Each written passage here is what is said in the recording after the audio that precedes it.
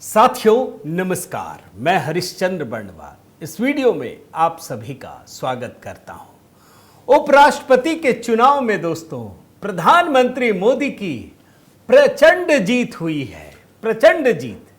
अब ये जीत कितनी बड़ी है, कितनी प्रचंड है, इसी से अंदाजा लगा सकते हैं कि इधर नतीजे आए और उधर राहुल गांधी को कम से कम 9 झटके लगे हैं दोस्तों, 9 झटके।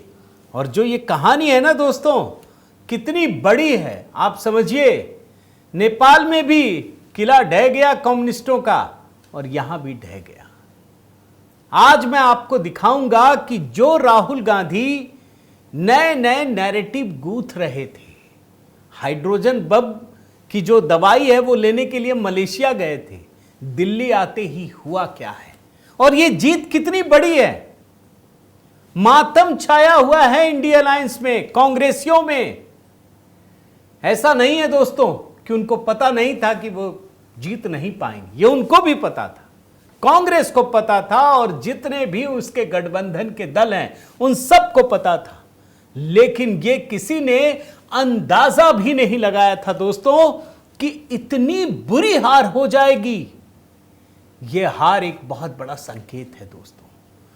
बहुत सारे सांसदों ने, कांग्रेसी सांसदों ने, इंडी गठबंधन के सांसदों ने राहुल गांधी का साथ छोड़ दिया, दगा किया। अगर उनके हिसाब से देखें तो पार्टी, वो इंडी गठबंधन के सांसद हैं लेकिन वोट दे दिया मोदी जी के पक्ष में।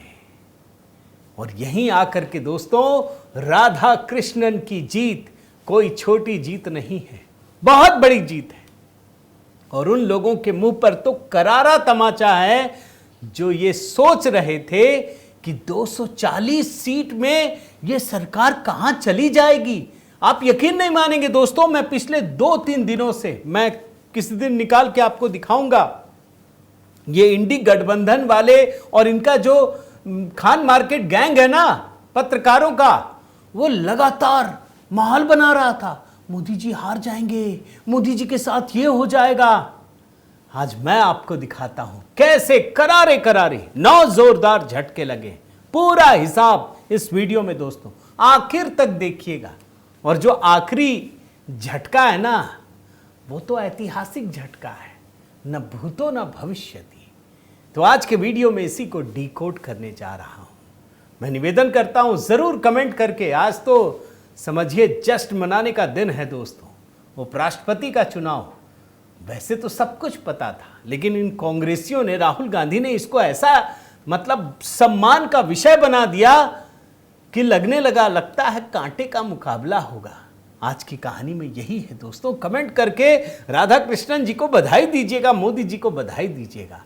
और हाँ, अब तो असली चुनाव बिहार आने वाला है, तो उस पर हमने दोस्तों नया गीत तैयार किया है बिहार चुनाव को लेकर।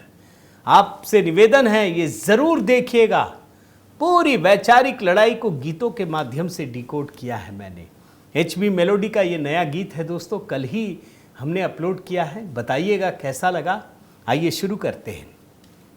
मैं राहुल गांधी के 9 जोरदार झटके की बात बताऊं दोस्तों, उससे पहले जरा उपराष्ट्रपति चुनाव पर जो निर्वाचन अधिकारी हैं उन्होंने किस तरीके से जानकारी दी, जरा उसको एक हिस्सा सुन लीजिए। हिंदी में है, क्या क्या हुआ, किसको कितना वोट मिला, ये सारी चीजें एक बार सुन लीजिए। बुच्ची रेड्डी सुदर्शन रेड्डी को 300 प्रथम वरीयता के मत प्राप्त हुए और श्री CP राधाकृष्णन को 452 प्रथम वरीयता के मत प्राप्त हुए। चूंकि श्री CP राधाकृष्णन को अपेक्षित कोटे से अधिक वरीयता के मत प्राप्त हुए, इसलिए राष्ट्रपतीय और उपराष्ट्रपतीय निर्वाचन नियम 1974 के नियम 35 के साथ पठित राष्ट्रपतीय और उपराष्ट्रपतीय निर्वाचन अधिनियम 1952 की धारा 11 के अंतर्विष्ट उपबंधों के अनुसरण में मैं PC मोदी उपराष्ट्रपतीय निर्वाचन 2025 के निर्वाचन अधिकारी एतद द्वारा घोषित करता हूं कि श्री CP राधाकृष्णन भारत के उपराष्ट्रपति के पद पर विधिवत निर्वाचित हुए हैं। जीत गए CP राधाकृष्णन। आप जानते हैं दोस्तों, वोटिंग होने तक, नतीजे आने से पहले ये सारे इंडिया अलायंस के लोग माहौल बना रहे थे। मैं जरा आपको ABP न्यूज का आंकड़ा दिखा देता हूं, सिर्फ आपको अंदाजा होगा। ये इन्हीं के आधार पे कहा जाने लगा इंडी गठबंधन को 324 सीटें एनडीए को 436 सीटें, बड़े ध्यान से याद रखिएगा इसको, यही कहा गया, अदर्स 10, खाली 7। इस पॉइंट्स को याद रखिए। इंडी गठबंधन को 324 और एनडीए को 436 में। झटके तो पहले दिखाऊंगा, लेकिन जरा समझ लीजिए इस आंकड़े को, कितना बड़ा बदलाव है। और जो नतीजे आए जरा वो ग्राफिक्स देखिए, ये देखिए, एनडीए को मिला 452 और इंडी गठबंधन को सिर्फ 300 वोट, सिर्फ 300। मतलब एनडीए के पास 436 है और सीट कितनी मिली, 500, एक सेकेंड, 436 और मिला 452, यानी 36 4 40 और 2 4 2 6 16 सीट ज्यादा। और इंडी गठबंधन के पास था 324, आया 300। कहां गए 24? सब झटके ही झटके हैं। 24 सीट, इतना बड़ा बदलाव हो गया दोस्तों। भाई ये यही कह रहे थे ना, हम एकजुट हैं, एकजुट लड़ेंगे, ये कर देंगे, वो कर देंगे, लेकिन कैसे झटका मिला दोस्तों, ये जानना चाहिए। पहले मैं आपको एक तस्वीर दिखाता हूं, बड़ा आदर्श तस्वीर है लोकतंत्र की, प्रधानमंत्री मोदी की तस्वीर। मैं चाहता हूं आप बधाई दीजिए दोस्तों प्रधानमंत्री मोदी को, पता नहीं चलने दिया ये 240 की सरकार है या 303 की है, 400 की सरकार है। कहीं एक कदम भी आपको लगा हो कि ये अपने ध्येय से डिग गए हो, एक सेकंड के लिए भी। पहला वोट डालने गए थे, आज इनको सैल्यूट करना चाहिए। जरूर पहला कमेंट इसी पे दीजिएगा दोस्तों। और इनकी वजह से सीपी राधा कृष्णन एक शानदार उपराष्ट्रपति मिले हैं। राष्ट्रीय स्वयंसेवक संघ का बैकग्राउंड है, तमिलनाडु भारतीय जनता पार्टी के अध्यक्ष रहे हैं दोस्तों, ध्यान रखिए। 1996 में इनका आप देखिए, भाजपा तमिलनाडु सचिव, 1988 में सांसद बने, 2004 से 7 तक तमिलनाडु के भाजपा के अध्यक्ष, फिर 2020-22 में केरल के प्रभारी और उसके बाद लगातार राज्यपाल, तेलंगाना, पुडुचेरी, महाराष्ट्र, तमाम राज्यों में। यह है इनका करियर। अब मैं आपको दोस्तों झटके बताता हूं। राहुल गांधी को झटका, सब तो झटका ही है, लेकिन जरा गिनती गिन के बताता हूं कैसे एक एक झटका लगा। 9 झटके लगे। पहला झटका जयराम रमेश का, आपको ट्वीट दिखाता हूं। मैं अपनी तरफ से कुछ नहीं कहूंगा, कैसे झटका लगता है ना, जोर का झटका, 440 वोल्ट का झटका, वो मैं आपको दिखा रहा हूं। क्या लिखा है, ये 9 तारीख 5:14 शाम का है। The voting in the vice presidential election is over, the opposition has stood United, all of its 315 MPs have turned up for voting. This is an unprecedented 100% turnout. 315। जब चुनाव खत्म हो गए, राहुल गांधी जी के गुरु हैं ये, जानते हैं ना। आजकल राहुल गांधी जी जो कुछ करते हैं वो इन्हीं की सलाह पे करते हैं। ऑफिशियली ये कह रहे हैं, मैं 324 नहीं मानता, इनको मान लीजिए 315। कितनी सीट आई, कितनी आई, सिर्फ 300 कहा और 300 सीटें आई 315 में, यानी 15 का घाटा, सीधे सीधे घाटा। अच्छा, 15 वोट अवैध हुए हैं तो ये लोग अपने मन से हल्ला करने लगे, हमारे सारे वोट अवैध हो गए। किसी ने बताया नहीं किसके हुए, पता भी नहीं चलेगा। यानी 315 में गड़बड़ हो गया है, कुछ तो गड़बड़ हुआ है दोस्तों। और मैं जो देख रहा था, कम से कम 19 सांसदों ने क्रॉस वोटिंग की है, यह मैं आपको बता दूं, 19 सांसदों ने। लेकिन यह सबसे बड़ा झटका है क्योंकि राहुल गांधी के गुरु जयराम रमेश ये साफ साफ कह रहे हैं कि हम 315 हो गए, अनप्रेसिडेंटेड है, 100% वोटर टर्नआउट है। इनका डब्बा गुल हो गया, डब्बा फट गया। यह है बुलबुला। अब आइए झटका नंबर 2। यह झटका तो गजब का है दोस्तों। अगर आपने नहीं देखा, नेपाल के चक्कर में तो मैं बता दूं, खड़गे के हाथों में हाथ डालकर पहुंचे नितिन गडकरी।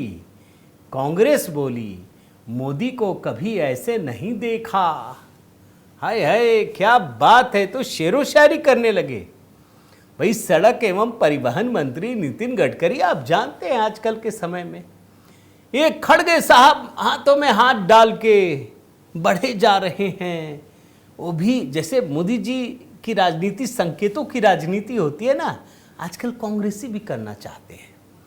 लेकिन गडकरी साहब को पकड़ते समय खड़गे साहब भूल गए कि केरल में जब प्रियंका वाड्रा नॉमिनेशन फाइल कर रही थी तो दूर से कहीं दरवाजे होते ना, दरवाजे में ऐसे ऐसे देख रहे थे, याद है ना आपको? मैं वो निकाल नहीं पाया, वरना मैं आपको दिखा देता। अंदर घुसने नहीं दिया। अरे ये भाजपा का शासनकाल है, मैं तो वीडियो दिखा देता हूं आपको, आप देखिए इसको। ये भारतीय जनता पार्टी का है शासनकाल, जहां आपको इतना सम्मान मिलता है, आपको बड़े नेता की तरह ट्रीट किया जाता है। और आप कांग्रेस के अध्यक्ष रहते हुए केरल में जब प्रियंका वाड्रा नॉमिनेशन कर रही थी तो कांग्रेस अध्यक्ष, जो सबसे बुजुर्ग आदमी, उसको बाहर कर दिया गया। दरवाजों से झांक रहे थे ऐसे, सिर्फ इसलिए कि एक दलित नेता है, यह सम्मान मिलता है। काम नहीं आया। पता है क्या सोच रहे थे राहुल गांधी खड़गे जी के माध्यम से कि एक ठो सीट केवल बढ़ जाए मेरा। ये हमने जयराम रमेश से 315 कहलवा दिया है, 316 हो जाए बस, हम मोरल विक्ट्री कह लेंगे। आज सुबह से ये भी चला रहे थे, आप जानते कि नहीं, कि कांग्रेस की मोरल विक्ट्री, मोरल विक्ट्री। यहां मोरल विक्ट्री भी नहीं हुई, हार गए। एक सीट मिल जाती अगर अधिक, नहीं मिला, 15 कम हो गए। तो ये है झटका नंबर 2। झटका नंबर 3 आइए, और ये तो अमित शाह वाला है। आप जानते हैं आज क्या हुआ?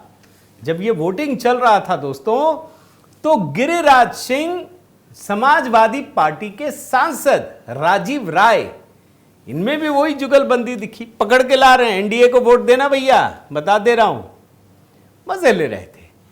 वाइस प्रेसिडेंट के चुनाव में दोस्तों कोई विप नहीं होता, पता नहीं चलता किसने किसको वोट दिया, और किसी पे कार्रवाई हो नहीं सकती। यहां कोई किसी को भी दे सकता है।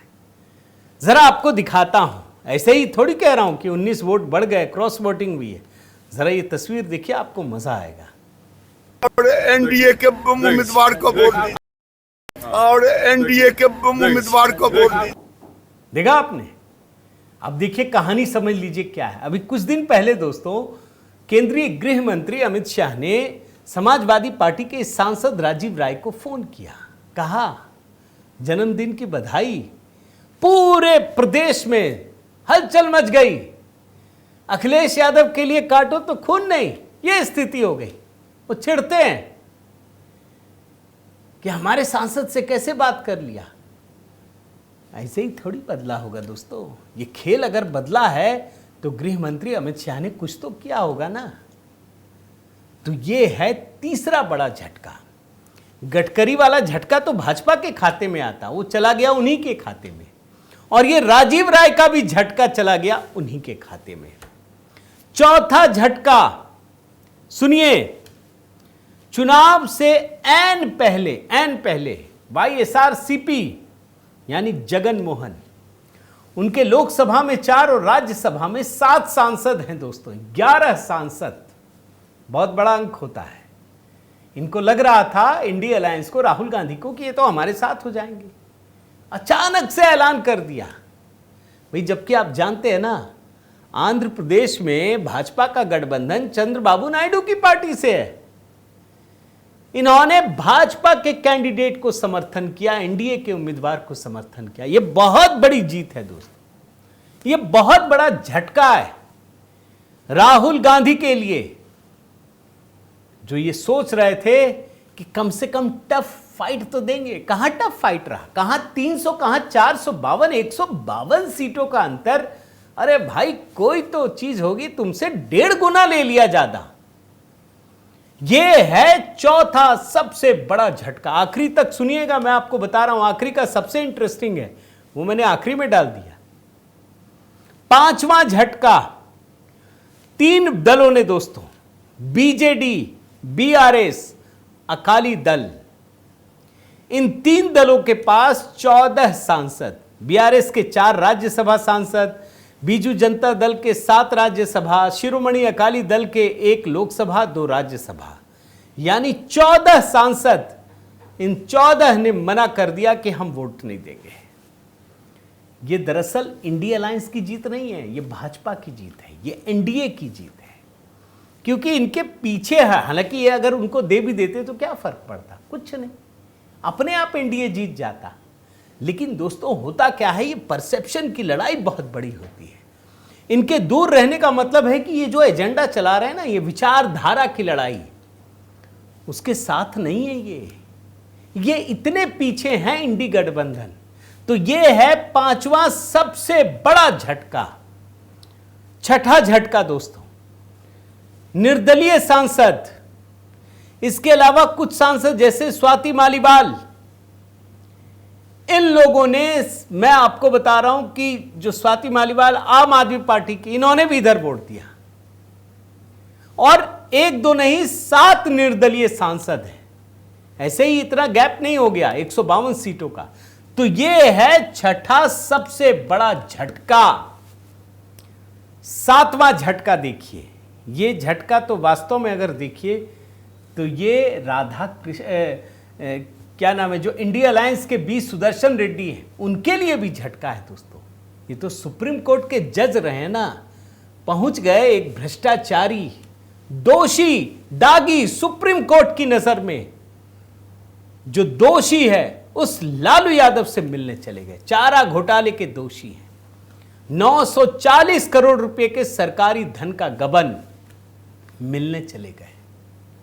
और आप जानते हैं 8 पूर्व जजों ने दोस्तों इस पर चिट्ठी लिखी, जिसमें बॉम्बे हाईकोर्ट के पूर्व जज हैं, 2 झारखंड हाईकोर्ट के पूर्व जज हैं, इलाहाबाद हाईकोर्ट, दिल्ली हाईकोर्ट, 8 जजों ने ये सब बोल रहे थे कि भाई ये तो चुनाव लड़ रहे हैं। अरे चुनाव लड़ने तो लालू यादव से मिलने की क्या जरूरत है। मैं आपको चिट्ठी दिखाता हूं इनकी, आप देखिए बड़े ध्यान से इस चिट्ठी को। इन्होंने लिखा है कि भाई लालू यादव तो संसद के सदस्य भी नहीं है, ना लोकसभा के ना राज्यसभा के, उपराष्ट्रपति चुनाव का जो निर्वाचक मंडल है उसमें भी नहीं है, क्यों मिलने गए आप। इसका मतलब यह है कि आप अंदर से भी वैसे ही हैं। जो नक्सलियों को बढ़ावा देने वाला जो फैसला दिया गया था ना, ऐसे ही नहीं दिया गया था, ये वैचारिक लड़ाई थी। तो ये मैं मानता हूं दोस्तों कि सीधे सीधे सुदर्शन रेड्डी को ये बहुत बड़ा झटका है, बहुत ही बड़ा झटका है दोस्तों। अगला झटका देखिए, झटका नंबर 8। ये तो गजब का झटका, मैंने ऐसे ही नहीं कहा, ये इस झटके के बारे में सुन लीजिए आप, इसी के बारे में बता रहा था। ये राहुल गांधी ईवीएम करते रहते हैं, बैलेट बॉक्स से कराइए, इससे कराइए, उससे कराइए। आप जानते हैं उपराष्ट्रपति का जो चुनाव हुआ वो बैलेट बॉक्स से ही हुआ, ईवीएम से नहीं हुआ। ये बड़े गलतफहमी में रहते हैं ये लोग कि ईवीएम से होगा तो ये जीतेंगे, बैलेट बॉक्स से होगा तो हम जीत जाएंगे। अरे भाई बैलेट बॉक्स में आप बर्बाद हो गए। आपको मिलना चाहिए था 324 और आपके हिसाब से 315, आपको मिला कितना, 300। अब अगर वोट रद्द हो गया तो भी आप ही जिम्मेदार हैं कि आपके सांसदों ने ठीक से दिया नहीं होगा, इधर उधर कर दिया होगा। आप सोचिए ये कहानी क्यों बड़ी है दोस्तों। इनके सारे के सारे नैरेटिव राहुल गांधी के ध्वस्त हो रहे हैं। जिस बैलेट बॉक्स की बात इन्होंने की, उस बैलेट बॉक्स में भी मोदी जी ने एकदम डंका पीट दिया। इस प्रचंड बहुमत से जीते जिसकी कल्पना राहुल गांधी ने कतई नहीं की थी। यह है झटका नंबर 8। और एक झटका और बता देता हूं, झटका नंबर 9। सीपी राधाकृष्णन दोस्तों, जो देश के 17वें उपराष्ट्रपति बन गए हैं, अब शपथ होना है। इनका आरएसएस से लंबा नाता है, जिस आरएसएस को गरियाते हैं। लेकिन बड़ी बात क्या है दोस्तों, बड़ी बात यह है कि इनको तमिलनाडु का मोदी कहा जाता है। अभी चुनाव आ रहा है, ज्यादा दिन नहीं है, सितंबर है ना, अक्टूबर नवंबर दिसंबर, अगले साल बस बंगाल के साथ ये सारे चुनाव होंगे, तमिलनाडु के होंगे। तमिलनाडु की जनता भी पूछेगी कि आप तो बहुत तमिल करते हैं ना। जब उसी तमिलनाडु का एक सबसे ईमानदार आदमी, उसको भारतीय जनता पार्टी ने उपराष्ट्रपति पद के चुनाव पर उतारा, तो स्टालिन ने क्या किया, ये तमिलनाडु की जनता पूछेगी। भाई, देश का उपराष्ट्रपति दूसरा सर्वोच्च नागरिक होता है, ये दूसरा प्रोटोकॉल में प्रधानमंत्री से भी ऊपर होता है। उस पद के लिए जब तमिलनाडु का एक व्यक्ति उतरा तो आपने साथ नहीं दिया, ये सवाल पूछा जाएगा, आपने किसका साथ दिया। यह बहुत बड़ा झटका है दोस्तों, झटका नंबर 9। मैंने 9 ही बताया, लेकिन वास्तव में देखिए तो बहुत झटके हैं। अब आप सोचिए, वैचारिक लड़ाई थी ना, यही कहते थे ना ये सुदर्शन रेड्डी, वैचारिक लड़ाई है, हार गए आप। वैचारिक लड़ाई में भी हार गए। आप कह रहे थे कि इलेक्शन प्रोसेस ठीक होगा, नहीं होगा, हुआ, आप हार गए। आप कह रहे थे राहुल गांधी की जीत होगी, विचारधारा की लड़ाई है, राहुल गांधी को जिताएंगे, आप हार गए। तो दोस्तों, ये जो उपराष्ट्रपति का चुनाव है, वास्तव में देखिए तो एक सहज प्रक्रिया है, इसमें कुछ बड़े उलटफेर की गुंजाइश तब भी नहीं थी। लेकिन जिस तरीके से राहुल गांधी ने, उनकी टीम ने, उनके पूरे इकोसिस्टम ने इस चुनाव को सीधे प्रधानमंत्री मोदी से जोड़ दिया और एकदम कहानियां बनाने लगे, पता नहीं क्या होगा क्या होगा, सब उल्टा हो गया। इसलिए ये चुनाव बड़ा हो गया। और बाकी धनखड़ की भी कहानी तो रहेगी ना। तो दोस्तों, इंतजार कीजिए, ये चुनाव वास्तव में बहुत बड़ा है, अब आने वाले समय में दिखेगा। आप तो बड़ा धनखड़ साहब को गाली दे रहे थे ना कि अच्छे नहीं हैं, अब दीजिए, सीधे तमिलनाडु की जनता देखेगी कि कैसे तमिलनाडु के एक व्यक्ति को राज्यसभा के भीतर यही कांग्रेसी इकोसिस्टम किस तरीके से अपमानित करने की कोशिश करता है। ये इसलिए भी बहुत बड़ी कहानी है दोस्तों। आप क्या सोचते हैं, इस जीत को आप किस तरीके से देखते हैं, मैं चाहता हूं कमेंट करके बताइए। और साथ ही दोस्तों, आपसे निवेदन है कि अगर आपने चैनल सब्सक्राइब नहीं किया है तो ज़रूर कीजिए, लाइक कीजिए, बेल आइकन दबाइए। और हाँ, बिहार चुनाव पर दोस्तों हमने एचपी मेलोडी में बिल्कुल नया गीत, बिहार में रचेंगे जीत विशाल, देखिएगा, बताइएगा कैसा लगा। गीत, बोल, मुखड़ा, संगीत, तमाम चीज़ों पर वीडियो आपके कमेंट की प्रतीक्षा रहेगी दोस्तों। और देखिए, अभी मैंने कमेंट में पिंड कर दिया है, तुरंत क्लिक कीजिए, गाना सुनिए और अपना कमेंट भी कीजिए। बहुत बहुत धन्यवाद। जय सिया राम।